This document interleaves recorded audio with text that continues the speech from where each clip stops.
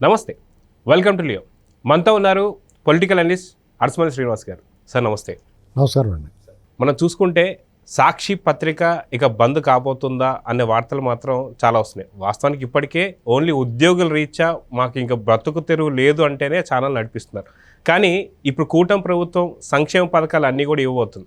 నిన్న మొన్నటిదాకా సంక్షేమ పథకాలకి బ్రాండ్ అంబాసిడర్ వైసీపీ పార్టీ అని చెప్పుకుంటూ తిరుగుతుంది వైసీపీ పార్టీ. కానీ వాళ్ళు నిక్కి నిలిగి దాదాపు సంవత్సరం తర్వాతే సంక్షేమ పథకాలు ఇచ్చారని చెప్పి అందరికీ తెలిసిందే. పెంచినటువంటి 1000 రూపాయలు కూడా 250, 250, 250, 250 లాగా పెంచుకుంటూ వెళ్ళారు. కానీ ఒకేసారి 1000 రూపాయలు పెంచిన ఘనత చంద్రబాబు నాయుడు గారిది.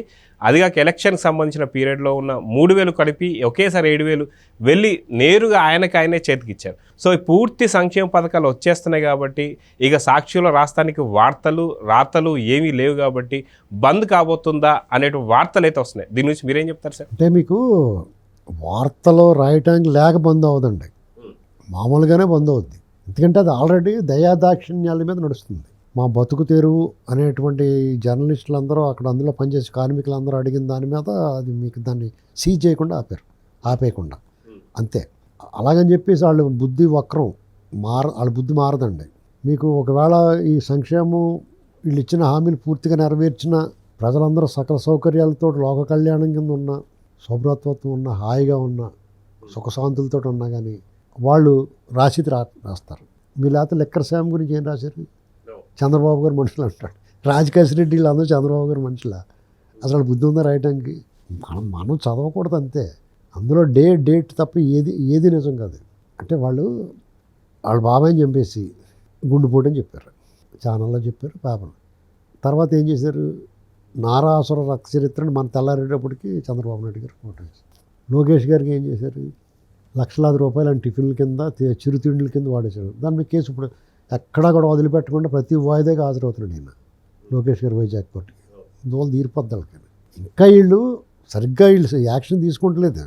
వాళ్ళు రాసే అబద్ధాలకు పిలిచి వాళ్ళు అడిగిపోరు. అప్పుడు ఇదివరకు మీరు ఏమన్నా అబద్ధాలు ప్రచారం చేసినా ఆ ఆధారాలు లేకుండా ఏమైనా ఆరోపణలు చేస్తే మీరు సమాధానం చెప్పాల్సి ఉంటుందని చెప్పేసి పోలీసులతో వార్నింగ్ ఇచ్చేవారు. పోలీసులు వార్నింగ్ ఇచ్చారు ప్రభుత్వాన్ని. కానీ జగన్మోహన్ రెడ్డి గారిని విమర్శిస్తే మేము ఊరుకోమన్నట్టు మాట్లాడేవారు. ఆ ఉద్యోగ సంఘాల నాయకులు అందరూ నోటుకొచ్చినట్టు మాట్లాడేవారు. వీళ్ళు అలాంటివి ఏం పట్టించుకోవట్లేదు. అసలు ఈ సంవత్సర కాలంలో వీళ్ళు రాసిన అబద్ధాలకి 100 సార్లు లోపలేసేలా ఉన్నాయి. ప్రతిరోజు అబద్ధాలు రాస్తారు వాళ్ళు. ఇష్ట ప్రచారం అనమాట.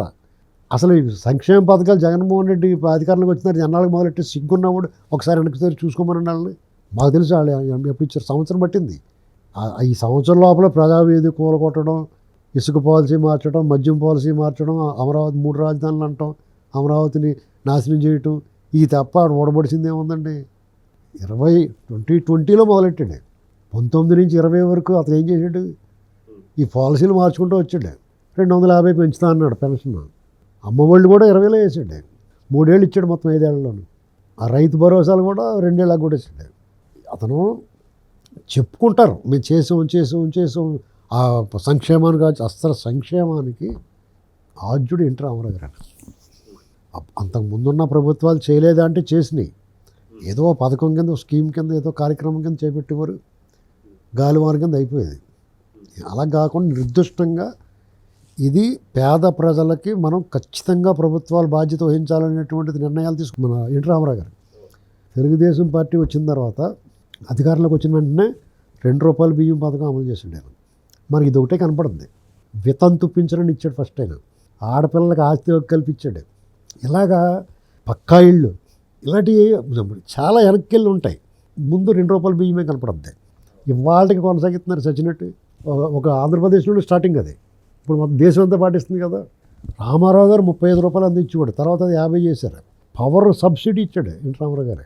కరెంటు బిల్లు కట్టలేక పొలాలు అమ్మేసుకునేవారు తెలుసండి. ఇప్పుడు మెట్ట ప్రాంతంలో ఇప్పుడు మీకు డెల్టా ఏరియాలో కాలువలు ఉన్న వాళ్ళు పండించుకుంటారు. మెట్ట ప్రాంతంలో పండాలంటే వర్షం పడదు, వర్షాలు లేకపోతే పంటలు ఉండవు. దాని బదులు బోర్లు వేసుకుని మోటార్ బావులతోటి పండించుకునేవారు. అలా మోటార్ బావులు పెట్టుకోవాలంటే కరెంటు బిల్లు కట్టలేకపోయేవారు. వచ్చేదానికి కరెంటు బిల్లుకి సరిపోయేది. అప్పుడు రైతులకి 5 హార్స్-పవర్ వరకు 50 రూపాయలు కడితే సరిపోద్దని కూడా. అప్పుడు మరి అప్పటికే 500-600 వచ్చేది, 300 వచ్చేది బిల్లు. అది 50 రూపాయలు కడితే సరిపోద్ది అన్నాడు ఆయన. మరి ఆ రోజుల్లో 40-45 ఏళ్ల క్రితం 500 రూపాయలు అంటే ఇవాళ 50,000తో సమానం అండి. భోజనం 2 రూపాయలు ఉండేది అప్పుడు. 1982 ఆ ప్రాంతంలో, 83 ఆ ప్రాంతంలో ఉన్నాయి. ₹2 భోజనం తెలుసా? నమ్ముతారు మీరు?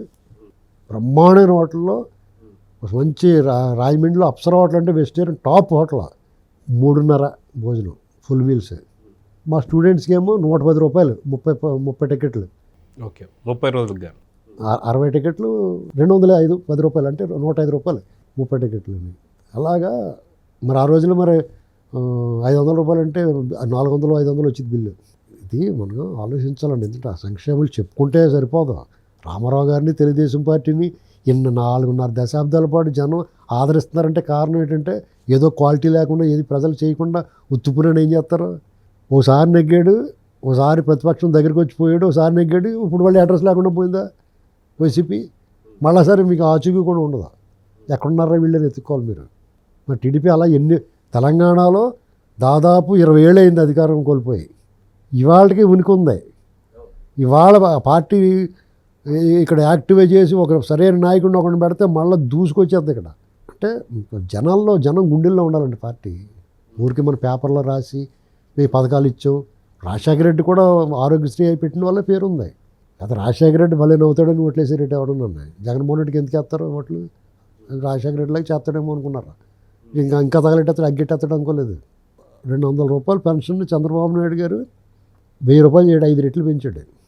మీకు రామారావు గారి పెన్షన్ ₹75 చేసింది చంద్రబాబు గారే. తర్వాత అది 200 అయింది మెల్లగానే. దాన్ని ₹1000 చేయడు, ఒకసారి 5 రెట్లు పెంచి 1000ని 2000 చేసాడు. ఆయనే చేసాడు అది. ఈ 2000 3000 చేయడానికి ముక్కుతో మూలుగుతో మలబద్ధకం ఉన్న వాళ్ళే చేసాడు ఇతను 5 ఏళ్ల పాటు. చంద్రబాబు గారు రాగానే దాన్ని టపాల్మని 4000 చేసాడు. 4000 చేస్తా అని చెప్పాడు, చేసాడు. అది కూడా ఏప్రిల్ మే జూన్ 3 నెలలతో కలిపి ఇచ్చేసారు. జూలై నెలలో ఫస్ట్ వీక్ నుంచి. అదే సంక్షేమానికి ఊరికే వాళ్ళకి ఆపాదిస్తారు కానీ తెలుగుదేశం పార్టీ సంక్షేమానికి పెట్టింది పేరు. సామాజిక న్యాయానికి, సంక్షేమానికి దీని తర్వాత ఏ పార్టీ అని ఈ దేశంలో. సామాజిక న్యాయం కూడా చూడండి, తూకం వేసిన లెక్క ప్రకారం ఉంటుంది అంతానే. నిన్న మొన్న కమిటీలు వేసాడు అతను, చూడండి ఎలాగున్నాయో. వీళ్ళు కూడా నామినేటెడ్ పదవులు ఇచ్చారు. ఎలా ఉన్నాయి చూడండి మీరు.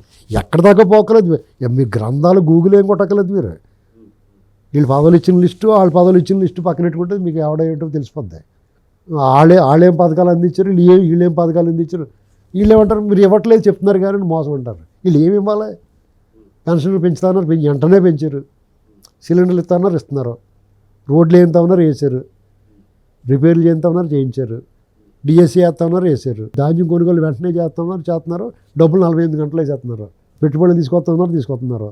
వైజాగ్ స్టీల్ ప్లాంట్ ఆపుతా ఉన్నారు, ఆపారు. భోగాపురం ఎయిర్పోర్టు శరవేగంగా పూర్తి చేస్తున్నారు. అమరావతిని మేము తిరిగి నిర్మిస్తున్నాం మొదలెట్టేశారు.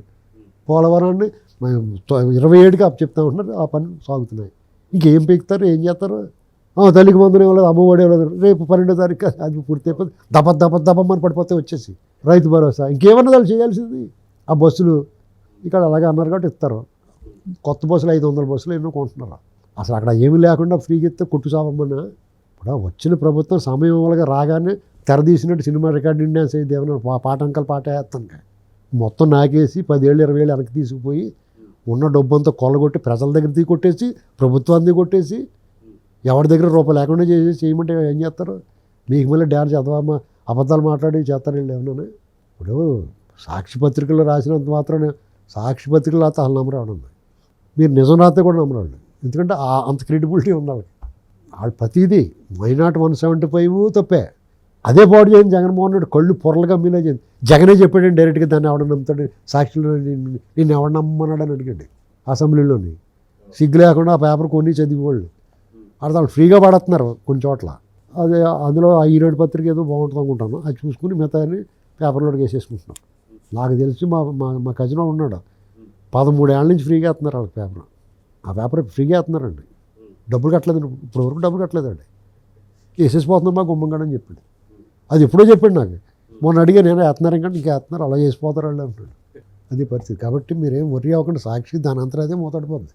ఆ ఎంప్లాయీస్ గట్రా ఉన్నారు కాబట్టి వాళ్ళ మానవతా దృక్పథంతో వాళ్ళు కూడా ఆలోచించుకోలే. ఇంత మనసును ఆత్మను చంపుకుని దాంట్లో పనిచేయండి. ఎంత జీతానికి పనిచేసినా అలాంటి తిరుగుబాటు కూడా రావాలి వాళ్ళకి. ఇప్పుడు మీరు చేసే పనుల వల్ల వాళ్ళ సంపద పెరుగుతుంది. మీకేం కలిసి వస్తుంది? ఇప్పుడు మీకు ప్రభుత్వ సొమ్ము ఇప్పించాడు, గోల్డ్ ఓడగొట్టి లాగేస్తారు ఇప్పుడు వెనక్కి. ఇప్పుడు ఆ ఎంక్వైరీకి వచ్చి మొత్తం ఎవడెవడికి లబ్ధిదారుడు ఉన్నాడు చూసి కట్టారా బాబు వచ్చి అంటారు. వాడేం కట్టాడు, మీరు కట్టాలి. ఎవడు తిన్నాడో మీ అకౌంట్లోకి వచ్చింది కూడా మీరే కట్టాల్సి వస్తుంది. మీ అందరూ చేసిన పని వల్ల ఆడు బాగుపడ్డాడు. వాళ్ళ సంపద పోగొట్టిన లండన్లో గిండలు దాచేసుకున్న దీవులు కొనేసుకుంటున్నారు, బంగారు రూపాయలు మార్చేసుకుంటున్నారు, భూముల రూపాయలు పెట్టేసుకుంటున్నారు. మీదేముంది శిలకొట్టు. కాబట్టి అలాంటి ఇది ఎవడన్నా చేయమంటే కూడా ఎంకరేజ్ చేయకూడదు.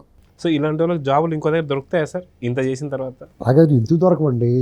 నేను అనేది ఏంటి, ఎక్కడైనా దొరుకుతాయి కాబట్టి అక్కడ చేయకుండా బాబు అని చెప్తున్నాను నేను. అక్కడ చేసి చెడ్డబేరి పాపాన్ని మూట కట్టుకోకుండా అని చెప్తున్నాను నేను. ఇన్ని అబద్ధాలు అయ్యి మాట అది పాపమే. నువ్వు ప్రజాద్రోహం జరిగి దానికి ఇప్పుడు ఈశ్వరు ఉన్నాడు, నోటికి వచ్చినట్టు మాట్లాడతాడు, మహాపాపం తగులుకుంటుంది, మామూలుగా ఉండదు. వీళ్ళందరూ ప్రజాద్రోహులండి. వాళ్ళు ఏదో మన ప్రభుత్వాన్ని, చంద్రబాబు గారిని ప్రభుత్వాన్ని విమర్శించుకో, ఎవడు కాదంటారు, నేను విమర్శిస్తాను. కానీ జగన్ సమర్థించాడు నువ్వు మహాపాపివి, అంతే. The simple. దానికి ఒకటే లైన్, బేసిక్ లైన్. అత్యంత దుర్మార్గుడు, క్రూరుడు, పైశాచిక ప్రభుత్వం ఉన్నవాడు, నీచుడు, నికృష్టుడు. అతను ఎలా సమర్థిస్తావు? ప్రజాద్రోహి, యాంటీ సోషల్ ఎలిమెంట్, సంఘ వ్యతిరేక శక్తి, ఆర్థిక ఉగ్రవాది. నువ్వు ఎలా సమర్థిస్తావు? ఈ దేశంలో ఏ రాజకీయ నాయకుడిని పెద్దిరెడ్డిని కూడా సమర్థించి పర్లేదు. అర్థమైందండి? ఇంత నీచం కాదు వాళ్ళు. సో చూద్దాం సార్, ఖచ్చితంగా సాక్షి అతి తొందరలోనే బంద్ కాబోతుందంటే ఖచ్చితంగా ఇదే ఒక నిదర్శనం కనిపిస్తుంది. సో చూద్దాం ఏం జరగబోతుంది. నమస్తే sir. Please subscribe to Leo News for more videos.